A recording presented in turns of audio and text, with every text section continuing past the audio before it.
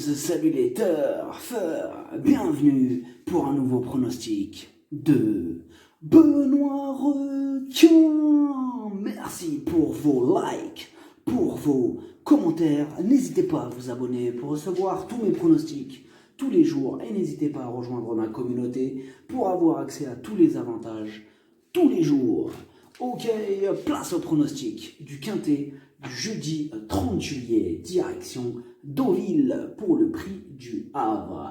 Plat 1500 mètres, 16 partants, réunion 1, course 7, indice de confiance 2 sur 5, Quintet ouvert, attention, c'est la PSF, tout est possible. Petit retour sur le Quintet du mercredi 29 juillet. Dans mon pronostic, je vous ai donné le couplet gagnant, le tiercé en 5 chevaux, le quartet en 6 chevaux, le Quintet, le multi, bref, la totale, ça fait plaisir. J'espère que vous êtes nombreux à être passés à la caisse.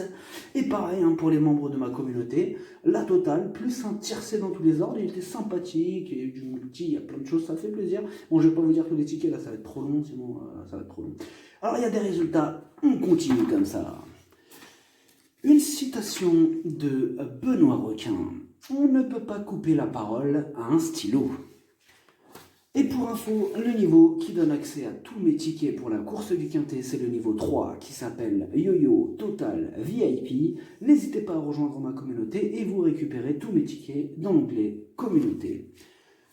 Ok, c'est parti, on commence le pronostic et on commence avec le numéro 1, Rajkumar. C'est un habitué des Quintets, véritable spécialiste de la PSF, compétitif à ce niveau et confié au talentueux Pierre-Charles Boudot.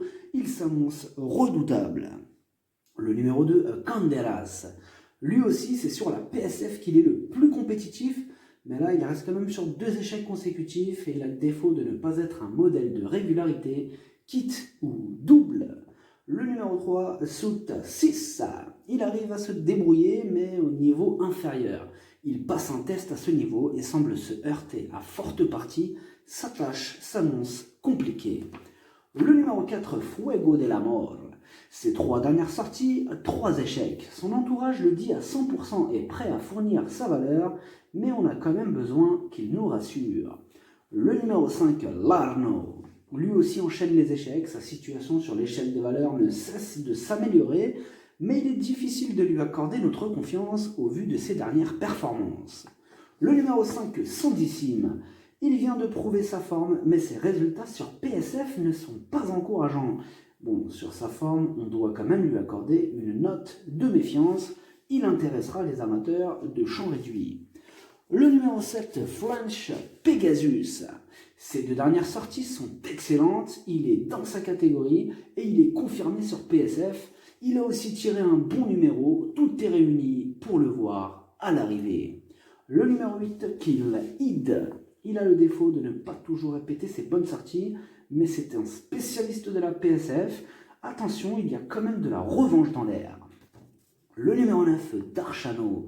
Grâce à ses 2 courses dans les jambes, il est maintenant prêt à 100%. Il adore la PSF, il a déjà gagné sur cette distance, il a hérité d'un excellent numéro. Casseur de... Ah ouais, la mouche, qu'est-ce qu'elle veut? Dégage. C'est quoi ce truc? Ils sont sérieux. Excusez-moi. Enfin bref. On en était où? Ouais, il a hérité d'un excellent numéro. Casseur de tickets repérés. Le numéro 10, Saga Tingad. Bon alors, il coince un peu au niveau Quintet, il vise une petite place, il lui faudra donc un parcours sur mesure pour pouvoir y arriver, mais il garde son mot à dire, au moins pour une place. Le numéro 11, Gaetano Donizetti. Il est dans une forme olympique. Il a remporté ses 3 dernières courses. Il a été pénalisé de 4,5 kg et il monte de catégorie, mais sur sa grande forme, mieux vaut ne pas le sous-estimer. Le numéro 12, Mary Senshi. Elle n'a pas une marge énorme à ce niveau, elle reste sur un échec. Il va lui falloir compter sur un parcours en or pour espérer accrocher une place. Le numéro 13, Mr. Charlie. Il reste sur 2 échecs consécutifs. Jusqu'à présent, il a toujours échoué au niveau Quintet et sans en faire une totale impossibilité, il y a d'autres chevaux qui passeront en priorité. Le numéro 14, Brazing.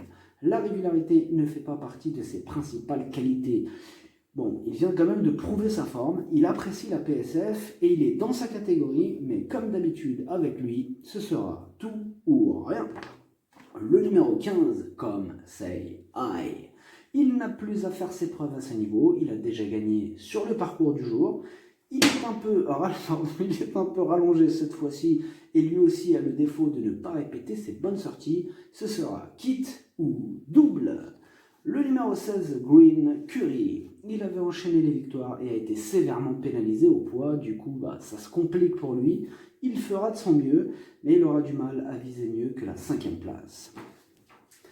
Le pronostic, ça donne As, 7, 8, 9, 14, 11, 15, 10, cheval de complément le 6, si jamais il y a un autre en partant, ça peut arriver le 4. Merci d'avoir suivi cette vidéo, n'hésitez pas à vous abonner pour recevoir tous mes pronostics tous les jours et n'hésitez pas à rejoindre ma communauté pour avoir accès à tous les avantages tous les jours. Les jeux d'argent sont dangereux, à consommer avec modération.